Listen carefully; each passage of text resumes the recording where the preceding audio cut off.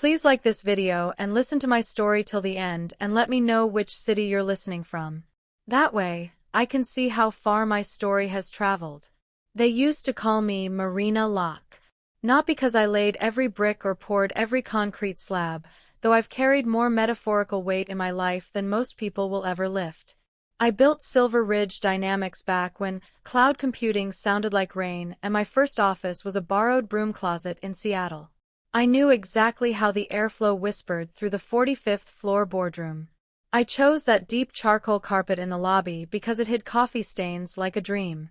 But today, I wasn't Marina the founder, the woman whose portrait hung in the executive suite like a silent guardian angel of industry. Today I was Mara, a facilities temp. I wore a gray jumpsuit that smelled of industrial cleaner and other people's sweat. My hair, once a styled statement, was pulled back into a strict, no-nonsense bun. No Rolex. No designer bag.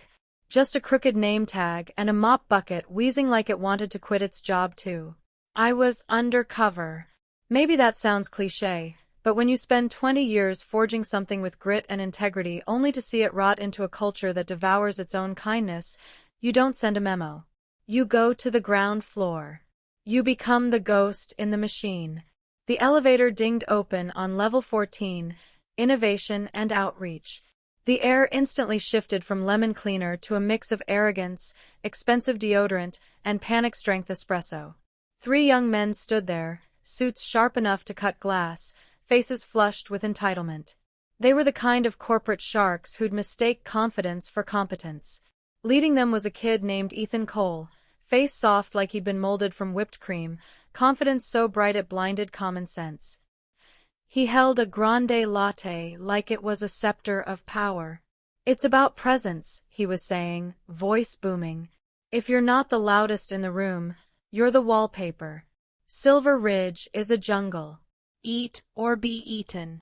He pivoted, showing off his Italian shoes, and that's when disaster struck. The coffee lid exploded. A scorching tsunami of coffee sprayed the glass wall, the railing, the pristine carpet, and right onto my boots. A choking silence swallowed the hallway. In my old life, the CEO life, someone would have rushed in with napkins before the caffeine could even settle. Ethan would have been red-faced, apologizing like his career depended on it. But not today. He didn't look at the mess. He didn't even see me. He checked his watch, as if time itself had personally offended him. "Wow. What a disaster," he muttered, voice flat. Then, without a flicker of empathy, he glanced just above my left shoulder and barked without heat. "Clean this up, custodian." Just like that, like I was a machine, some background object on wheels. Before I go on, what would you have done in that moment? Drop it in the comments. I'll read them after the next part. You think he stopped there? He didn't even flinch. And that one moment, the way he spoke to me, changed everything. In part 2, I'll tell you what snapped inside me, and how I went from silent mop pusher to someone who saw clearly what this company had become. Stay tuned. You won't want to skip what comes next. The elevator doors slid open at the lobby. I didn't move. I just stood there, looking at the caramel-colored stain on the floor, still dripping down the glass like it was crying.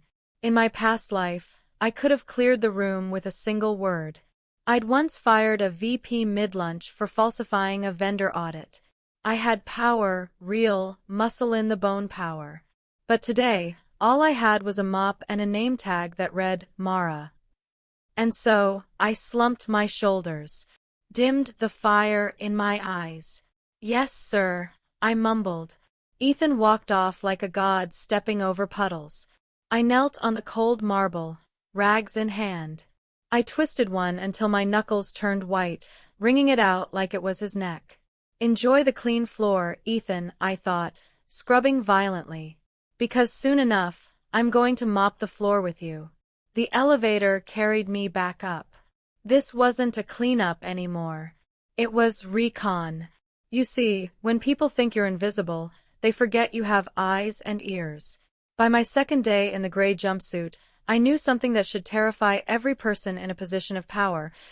Being part of the facilities crew was like putting on Harry Potter's invisibility cloak.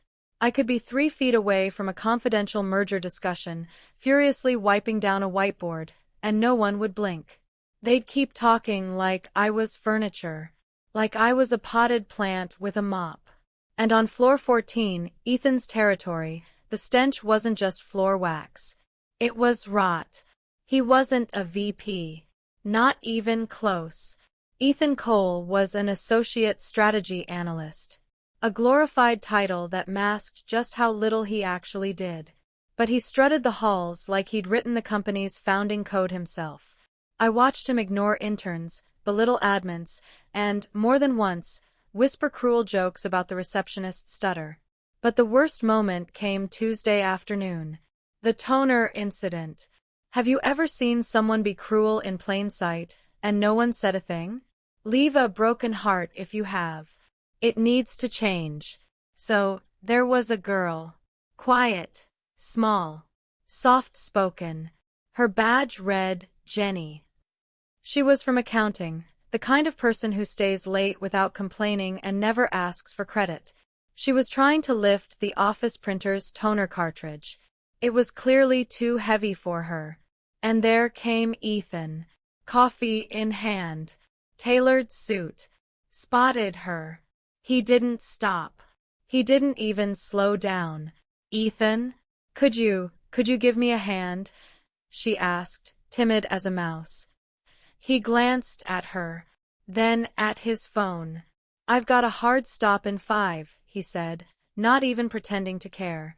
Call IT, Jenny. That's what they're paid for.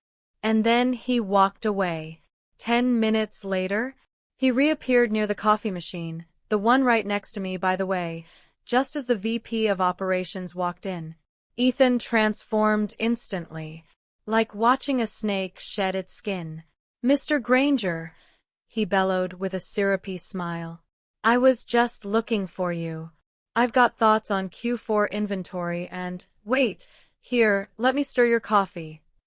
He handed over a tiny stir stick like it was Holy Communion. I nearly dropped my mop.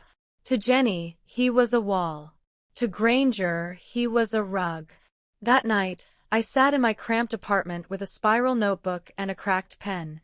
No laptop. Just ink and fury. At the top of the page, I wrote one word, the rot. Below that, I started a list.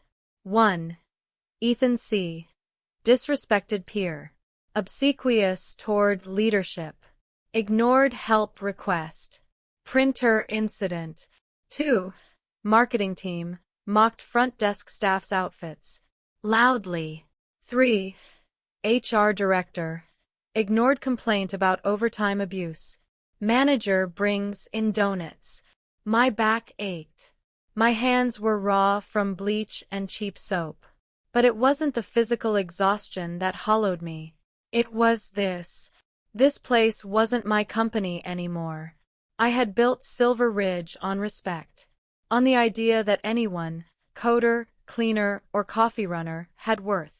But kindness had been replaced by cruelty in power suits. And loyalty was now laughed at. The next day, I found myself in the elevator again. Same time. Same floor. Ethan stepped in. Alone. He was on the phone, laughing. I'm telling you, babe, he said, staring at his own reflection. Granger eats out of my hand. The board. Clueless. Dinosaurs. I'll be director by Christmas. Just watch. He looked down. Saw me. Trash bag in hand. Did he mute his phone? Lower his voice? Of course not. Hold on, he said to his girlfriend or his mother, who knows. Then, turning to me, you missed a spot in the conference room. Sticky table. Do your job. I nodded. I'll get it right away, I said, voice low, face blank. He smiled, pleased with himself, then turned back to his reflection. Yeah, babe, he said, still staring at his own smirk. Too easy. These people. They're sheep. I stepped off the elevator, trash bag dragging behind me. But inside my mind, I was a wolf, and I had just marked my prey. He called them sheep. Thought no one was watching. But I was watching. I was listening. And I was ready to take everything he built and flip the table. In part 3, I'll show you what happened in the break room that changed everything. It was the moment he stopped being annoying and started being dangerous. You don't want to miss that. It was 10:04 a.m. The break room smelled like burnt coffee and ambition. I was under the sink, literally, wrench in hand, pretending to tighten a pipe that wasn't loose. Cabinet doors slightly ajar, just enough to see shoes, ankles, and the kind of power plays you can smell before you hear them. Click, click, click. Ethan's shoes. Polished, pointed, predictable. He was followed by someone else. Sneakers. Shuffled steps. Jason, the code wizard. One of the few people here actually building something. I had seen his name on late-night commits in the server logs I still checked from my burner phone. He was the kind of quiet genius who made the engine, while guys like Ethan just painted racing stripes. I don't know, Ethan. Jason's voice cracked with stress. The migration isn't ready. We launch Friday and we risk 4% data loss. That's thousands of user accounts. I need more time. Ethan was making a cappuccino. Like Jason hadn't just told him a ticking bomb was about to go live. Oh, Jason, Ethan purred, his voice coated in fake comfort, like a razor dipped in honey. You're thinking like an engineer. You gotta think like a winner. Jason didn't say anything. You could hear the foam hissing, the tension rising. I already told Granger it's ready, Ethan continued, still not looking at him. So here's what's gonna happen. We launch Friday. If there are bugs, we patch Monday. It's called Agile Development, Jason. Look it up. That's not agile, Jason said, firmer this time. That's reckless. I can't sign off on this. And then Ethan changed. The cappuccino hiss died out. The break room went still. Ethan's tone dropped. Deep, cold, surgical. You don't have to sign off, Jason. There was a pause. I gripped the wrench. I already told Granger the code is ready. If you contradict me at the stand-up meeting, you don't just make me look bad. You make the entire engineering department look like amateurs. Jason shuffled back. I could feel it, the energy shifting from tension to fear. Oh, Ethan added, voice casual like a weather report, and I heard HR's trimming headcount next month. Hate for you to be on the wrong list. Jason went quiet, silent, like something inside him folded in on itself. Okay, he whispered. I'll do what I can. That's the spirit. Ethan clapped his hands, way too loud. Team player. Grab me a sugar packet, will ya? And just like that, they walked out. I stayed under the sink. The cabinet was dark. The air was damp and smelled of mildew and lies. My hands trembled around the wrench. This wasn't arrogance anymore. This was blackmail. This was sabotage. This was a kid who would burn the house down to keep warm. I crawled out slowly. My knees cracked. I stood, staring at the sink. I washed my hands, watched my reflection in the steel faucet, tired eyes, dirt in the corners, hair clinging to my temples. I wasn't furious anymore. I was focused, sharp, cold as marble. Ethan wasn't just getting fired. He was getting removed, root and stem. That night, I opened my old notebook again. 4. Ethan C. Threatened engineer. Pushed unstable code. Manipulation plus coercion. Refers to senior leadership as dinosaurs. Then I turned the page. I wrote a single name at the top. Project Cliff. Because that's what Ethan was playing chicken with, a cliff. And I was going to move the cliff. I picked up my old burner flip phone and dialed a number I hadn't used in years. It rang once, then went straight to voicemail. A secure box. Only one person had access. Grace. It's Mara. My voice was steel and smoke. Don't ask where I am. I need you to flag all code commits from the level 14 team. Especially Ethan Cole. Look for a forced push on Friday. Pause. Sandbox the update. Let him think it went live. But I want the damage isolated. He wants to crash this place? Let's show the board exactly what kind of bomb he built. I hung up. I leaned against the wall. The concrete felt cool behind my back. He wanted to gamble with my company? Fine. But he'd forgotten one very simple rule. Wolves don't warn sheep. They hunt. Have you ever watched someone get backed into a corner they didn't deserve to be in? Leave a brain in the comments if you've seen manipulation dressed up as management. It's more common than people think. And just when I thought I'd seen the worst of Ethan, he dropped a donut on my head. No, I'm not kidding. Jelly. Powdered sugar. Laughter. In part 4, everything changes. I stop being the janitor and start becoming the reckoning. Don't miss it. Friday arrived heavy. The kind of day where the air itself feels like it's holding its breath. The software launch loomed over floor 14 like a thundercloud. Engineers whispered. Managers pretended to smile. And Ethan? Ethan floated through the halls like a man who already had his victory speech written. It was just after 2 p.m. The lunch rush had faded, leaving behind the lingering stench of burnt fish and regret. I was in the kitchenette, swapping out a trash bag. Ethan walked in with two of his orbiters, Brad and Kyle. Loud. Smug. Laughing too hard. I swear, Ethan said, snorting, she actually thought I was going to recommend her for the lead role. I told her, you're amazing at organizing. Maybe stick to scheduling. They howled. Something inside my chest tightened, not anger yet, just that dull ache of recognizing cruelty for sport. Then Ethan noticed me. Or more accurately, he noticed an opportunity. He was holding a half-eaten donut, jelly-filled, coated in powdered sugar. A mess waiting to happen.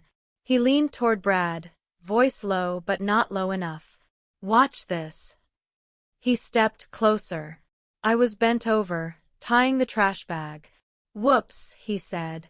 The donut didn't fall. It was dropped. Right onto my head. Powdered sugar burst into my hair. Jelly slid warm and sticky down my neck. For a second, my brain refused to process it. The humiliation landed before the pain ever could. Oh my God, Ethan exclaimed, dripping fake concern. So sorry. Gravity, right? Killer. Brad and Kyle covered their mouths, laughing like boys who'd just gotten away with something vile. I froze. Not because I was weak. Because I was calculating. I stood up slowly and turned around. Jelly dripped down my collar. Sugar clung to my hair. My hands were shaking, not with fear, but with a rage so clean and sharp it felt like crystal. I looked him in the eyes. You did that on purpose, I said. No mumble. No apology. Just truth. His smile twitched, just for a microsecond. Then it hardened. He stepped closer, invading my space. I smelled mint gum and rot. I think you're confused, he whispered. Accidents happen. Just like it'd be an accident if a complaint showed up about your attitude. Contract agency doesn't tolerate rudeness, you know. He glanced at my name tag. Mara, he sneered. You need this job. Then, louder, for his audience. Clean it up. And don't talk to me unless I'm paying you. You're here to serve, not speak. He walked out. They all did. I stood there alone. Something in me snapped. Not loudly. Quietly. Permanently. I went to the utility sink. Washed jelly out of my hair with harsh soap. Scrubbed my neck until my skin burned. Stared at myself in the cracked mirror. Gray jumpsuit, red eyes, wet hair clinging to my face. You want to play gravity, Ethan? Let's talk physics. I didn't go home that night. I stayed. I pulled security footage from the kitchenette. Saved the clip. Time-stamped. Labeled. Ethan Cole. Harassment. 2:03 p.m. Then I kept going. Payroll. Bonuses. Expense reports. Vegas. Strip club. Client dinner, miscategorized as consultation fees. I exhaled a slow, humorless laugh. Not joy. Recognition. I built a file. Not a folder. A case. I named it the cleanse. By the time the sun rose, I wasn't the woman with a mop anymore. I was the storm. If someone has ever humiliated you just because they thought they could, tap the like button. Not for me. For you. You didn't deserve it. Monday morning, an email went out to every single employee. Mandatory. All hands. Founder attending. Ethan thought he was minutes from glory. In part 5, I walk onto that stage, and he finally realizes who's been cleaning up after him all along. You don't want to miss the ending. Monday morning detonated quietly. At exactly 9 a.m., every phone, tablet, and laptop inside Silver Ridge Dynamics chimed at once. Heads popped up across the open floor like startled birds. Mandatory all-hands meeting. Wednesday. 10 a.m. special address from founder, Marina Locke. I was mopping the hallway when I heard it. No way, someone whispered. I thought she retired. She's a legend. And then I heard Ethan. He leaned back in his chair, feet up, smirking at his screen. Oh great, the founder. Just what we need. A history lesson from the grandma of tech. Laughter rippled around him. I hope she doesn't drag it out. I've got lunch at a Michelin place. Celebrating the launch. The launch. He had no idea it was already dead. I finished my shift in a blur. I wasn't cleaning anymore. I was rehearsing. Every slight. Every word. Every moment they thought I didn't matter. That night, in my tiny apartment, I laid out my real clothes on the bed. The gray jumpsuit stayed folded in the corner. Navy power suit. Pearls my mother gave me. Heels sharp enough to make a point. I wrote 3 words on an index card. Identity.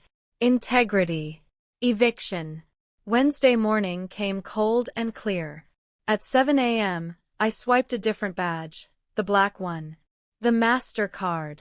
The security guard looked up, startled.